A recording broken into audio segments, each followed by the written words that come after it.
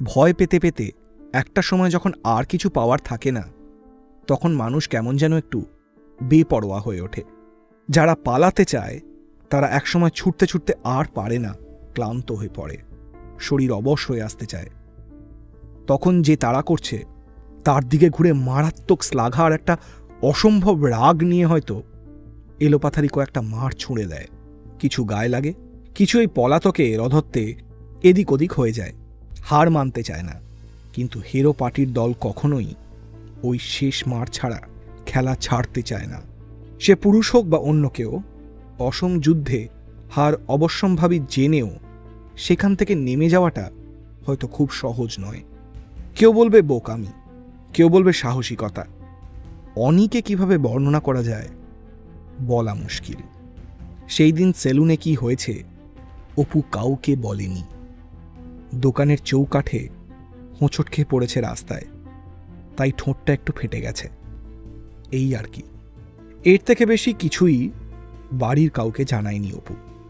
জানিয়ে আর কি বা হবে, সেই তো সবাই আরও টেনশন করবে। তাছাড়া বর্দাকাল রাতে বাড়ি ফেরেনি, কোথায় ছিল অপু জানে না।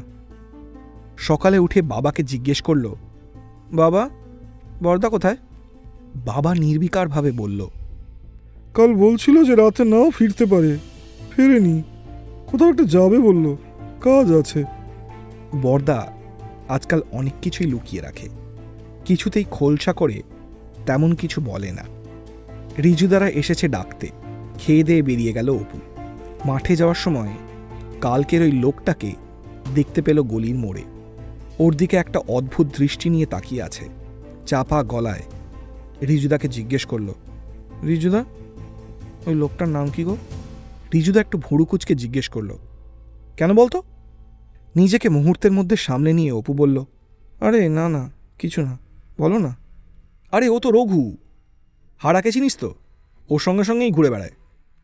এক দুবার নাকি পুলিশের ঝামেলাতেও জড়িয়েছিল। পার্টি বাড়ি করে, তাই খুব একটা কিছু চাপ হয়নি, বেরিয়ে এসেছিল বলে অপুর দিকে তাকিয়ে বলল, ওর কথা জেনে তোর কি হবে? একটু ইতস্তত করেই শেষমেশ রিজুদাকে বলেই দিল কালকের ঘটনার কথা। চোখের সামনে রিজুদার মুখটা একটু একটু করে কালো হতে দেখল অপু। যদিও ওকে একটা কথাও বলেনি রিজুদা। খেলার সময় অপু আজকে খুব একটা খেলার দিকে মন দিতে পারেনি। একদিকে এই চাপ, কিছুদিন পরই ট্রায়াল, খেলার এই অবস্থা, সব মিলিয়ে যেন কেমন একটা হিমশিম খাচ্ছে অপু। ওইটুকু ছেলের কাঁধে যেন গোটা জগতের চাপ এসে পড়েছে। স্বাভাবিকভাবেই অপু প্রস্তুত ছিল না এই সব কিছুর জন্য। তার মধ্যে আবার বর্দাও এখনো ফেরেনি। সব মিলিয়ে খেলায় একেবারেই ফোকাস করতে পারছে না আজ। রিজুদা অবশ্য খুব একটা চাপ দিচ্ছে না, কিন্তু প্র্যাকটিসে বারবার সমস্যা হচ্ছে অপুর জন্য। রিজুদা একটা সময় এগিয়ে এসে বলল, আজকে বাদ দে অপু, মাথায় এত কিছু চললে। না রিজুদা, হাঁপাতে হাঁপাতে বলল অপু, ফোকাস করতে পারছি না ঠিকই, কিন্তু কয়েকদিন পরেই তো ট্রায়াল আছে, আর এখন ট্রায়াল ভালোই হবে, এখন নিজেকে একটু রেস্ট দে তুই।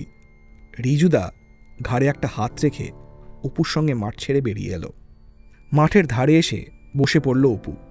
ভেতরে ভেতরে কেমন যেন ছটফট করছে, একটা টাচও ঠিক করে হচ্ছে না। সব কিছু কেমন যেন ঘেটে যাচ্ছে অপুর চোখের সামনে। এই তো দুদিন আগেও সব ঠিক ছিল।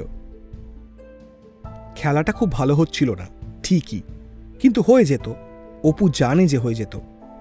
কিন্তু এখন তো নিজের পেছনে কেউ একটা দাঁড়িয়ে আছে বলে মনে হলো অপুর। ঘুরে দেখে হারাদা। সঙ্গে সঙ্গে নিজের অজান্তেই যেন ভুঁড়ু দুটো কুঁচকে গেল অপুর। ঘুরে উঠে দাঁড়ালো। হারাদা বলল, বাবা, তোর তো তেজ বেড়েছে দেখছি, দাঁড়ার থেকে ট্রেনিং নিচ্ছিস নাকি? তারপর একটু কাছে এসে বলল, সে তো শুনছি নাকি বাড়ি ফিরতেও আজকাল ভয় পাচ্ছে। হ্যাঁ, কোথায় লুকিয়ে আছে? মায়ের কাছে?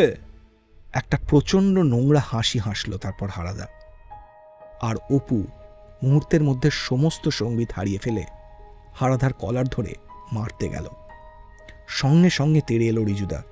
এই অপু, কি করছিসটা কি? হৃৎপিণ্ডটা কানের কাছ থেকে ধকধক করেই চলেছে। সেই দৃষ্টি নিয়ে অপু হারার দিকে তাকিয়ে আছে। সেটা এক কথায় বলতে গেলে ভয়ঙ্কর। হারা কিন্তু শান্ত, যদিও গলায় ধীরে ধীরে রাগ জমেছে। কলারটা ছাড়, ভালো হবে না তোর জন্য, কলার ছাড়। রিজুদা এসে হাত দুটো ধরে টেনে সরিয়ে আনার চেষ্টা করেছে। অপু কিছুতেই ছাড়বে না। কে কোথায় পালিয়ে আছে তুই বলবি? চিৎকার করে বলে উঠল অপু। বাবার নাম ভুলিয়ে দেবো তোমার আমি। এই সালা, তোর তো প্রচন্ড বার বেড়েছে দেখছি। কালকেও নাকি রঘুকে মারতে গেছিলি।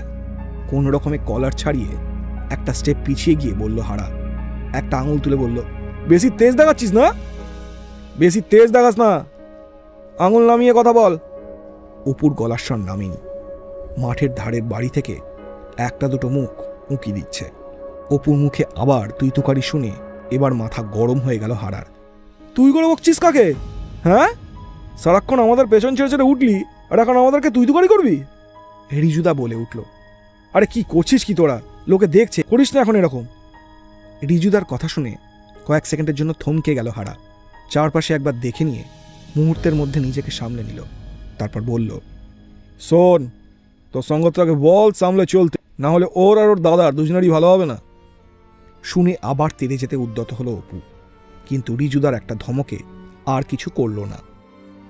হারাদা চলে যেতেই অপু ঘুরে দেখে মাঠের পাশের বাড়ির ছাদে ওই মেয়েটি দাঁড়িয়ে আছে। অদ্ভুত একটা চাহনিতে ওর দিকে তাকিয়ে আছে। এবার যেন একটু লজ্জা লাগলো ওর। আস্তে আস্তে একটু শান্ত হলে রিজুদা বলল, কি করছিসটা কি তুই? রিজুদার দিকে তাকিয়ে অপু যেন একটু অবাক হলো।